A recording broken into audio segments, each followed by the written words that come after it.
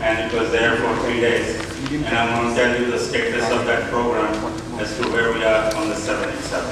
So with that, let's go to the next one.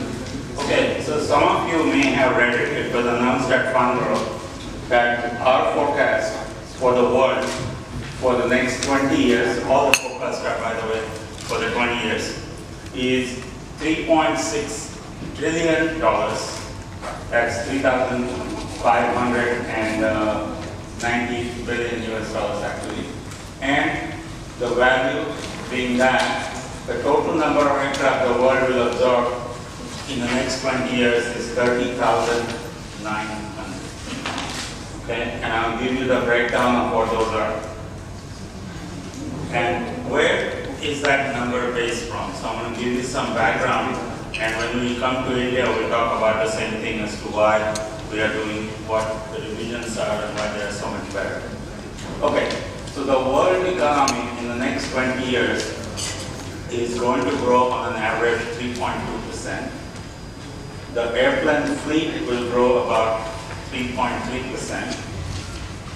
The number of airline passengers worldwide are going to grow 4.2%, and the number is going to be a lot bigger in India. And the traffic is going to grow at 5.3%, and the cargo is going to grow a little bit faster at 5.9%. Now, if you see this chart on the left, you can see that much of those deliveries are going to be in the 737, A320 type market. And we will have a significant amount. Next best will be the twin-aisle airplane, like the 787, the 777, the A330, the A350 family type airplanes.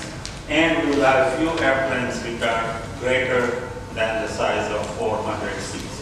And if you look at the value of those airplanes, you can see that the value of the single-aisle airplanes is almost same as the twin-aisle airplanes. So that's the comparison between the numbers of units and the dollar value of those units. And you have this in your presentation, but this is a breakdown by the region, how that $3.6 trillion or the 30,900 airplanes will be distributed. And as you can expect, Asia Pacific year after year continues to take more and more airplanes because China and India both are the part of those economies, and these two economies are two of the fastest growing economies in the world. And then we want to show you where will those airplanes go. And as I mentioned, Asia Pacific is getting 34%, North America is only getting 23%, and Europe is in the same range, and you can see the rest of the breakdown.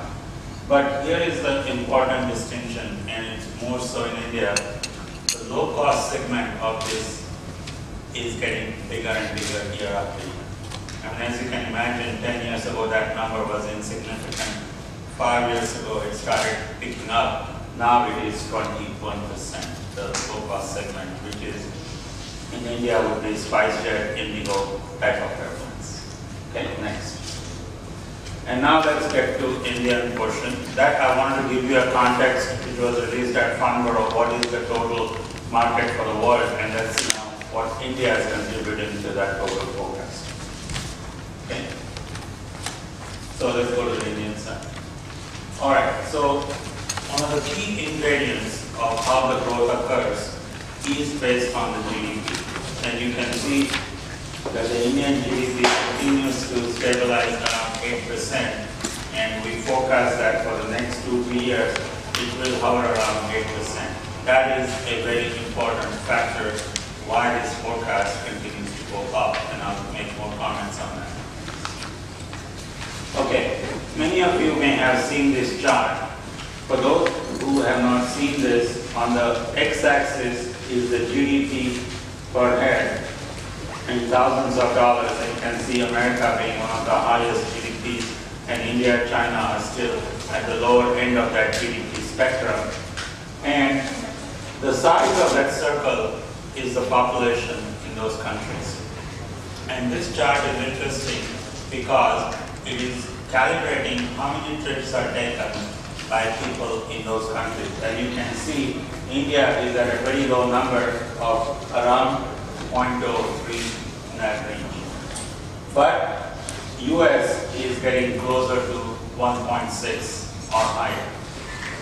The point I want to make is as India grows economically and with our GDP goes up, you can see how the rise is very steep on this curve, and the growth rate in India, which you have seen in the last 6 months being at 20%, that is one of the reasons why they are so high, because we are rising on that curve, and we continue to see that happen for the next few years, and I will tell you what our forecast is for the passenger market growth in a minute. Next. So this is the number of airlines. For the last 3 years, they have been pretty stable. We haven't had any new airlines come or go. You can see in the 1990s, the trend line of numbers of airplanes coming into the country was at a fairly small rate. And now you can see the rate has gone up significantly because you are seeing more and more airplanes come every single month after month into the country. Okay, next.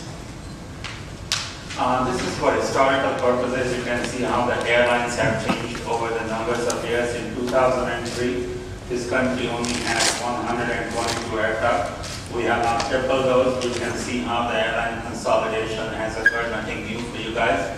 But we still have a large number of airplanes on order in this country. Just want you to remember that. Next. Okay, and then if you see that how the domestic departures and the numbers of passengers have increased from 1990 to 2000, you can see the growth rate was only 43% in those 10 years. Whereas last 10 years, it has more than tripled. It is 207% increase in numbers of departures or passengers that are flying within domestic. And the important point here to see also is you can see that in the early years, 1990 to 2000, the revenue passenger kilometers, meaning the people like you and me who flew, was only growing at about 4.6%. But look at the last 5 years, and that number is 16.8%, a huge phenomenal increase because of the economic growth, at the same time addition of the capacity in the Indian market. Okay, now I just want to go through and tell you something which I've been doing for the last 3-4 years. What is happening in the Indian international market, which itself is another, what I consider, unbelievable phenomenon. The number of growth in the frequencies, the number of passengers traveling internationally in and out of India, and how the capacity is growing. So if you go to the next one, what we are seeing in India is there are more non-stop markets being opened up time after time. And you know, Air India recently announced they're going to fly non-stop from India to Melbourne. Okay? Those are the things I'm talking about, going non-stop from India to another point in the world.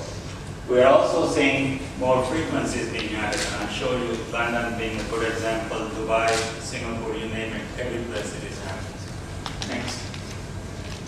So, you know, I always like to sort of take a snapshot of what's happening in the London market. In 2000 May, there were only 2 airlines that flew between India and UK. And they had total of 24 frequencies a week, and they mostly flew 747s, about 400 passengers in airplane. Just 2 months ago, in May of 2010, now we have 6 airlines flying between India and UK. Air India, British Airways, of course, are there. Then Jet Airways, Kingfisher, and Virgin Atlantic. And they fly to now not just to 3 destinations, but they go to 8 different destinations within India. And they have now much smaller number of seats per flight. It's only 297. What used to be 412. And this is why I keep saying year after year that the demand for a very large airplane in India is insignificant and it won't be there. So the market for a 400 or bigger airplanes in our forecast is only 8 or 9 airplanes, and that too if it ever happens. So if you go to the next one, you can see how the new markets opened up and how the average seat size is going to go up. And I will submit to you that this phenomena will continue and there will be more non-stop flights from more cities in India to London as we go forward, and I won't be surprised if in the near future we find Pune and some other ones coming into that mode.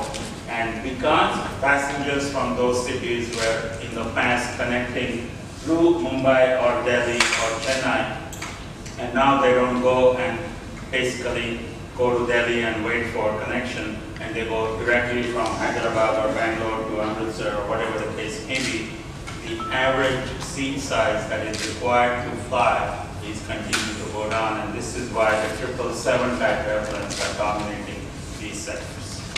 Okay? So if you look at Dubai, something I was curious to analyze and see what it looked like. It's an eye-opener. It started in 2000 with only 10,000 seats per week, and you can see that in those days was the Emirates and Air India were the only two airlines that flew within Dubai and India. Skip to 2005, you can see the growth was very modest in the 5 years, but look what has happened in the last 5 years. It has grown by roughly 5 times from 16,000-ish type numbers of passengers per week to approaching 80,000 passengers per week between India and Dubai. And you can see our carriers here, Air India, Jet, and Kingfisher, they are carrying actually less than what just Emirates is alone carrying currently. Significant growth. And I'm not even adding to it other carriers like Etihad, which flies from Abu Dhabi, or Qatar that flies from Doha. So huge traffic out of Middle East, and I might add that many of these passengers actually go beyond Dubai. I mean, once you are in Dubai, you can go anywhere in the world. You want to Australia, you want to Singapore, or to US, or any place. And so the future lies in, you can see the current routes in the dark blue there, and in future we see out of India many more non-stop city pairs will grow up, and I'll give you some quantitative numbers on that. Next. And you can see that today there are roughly 211 airport pairs. That number will go close to 4 times, and you can see numbers of frequencies per week that will be happening. Okay? And if you look at just India-Europe non-stop service, okay, that's another huge market which will be carried by the 787, 777 type aircraft. You can see there are 31 city pairs today, go to 75, and the numbers of frequencies will almost quadruple in the next 20-year time. So huge potential growth in the international market.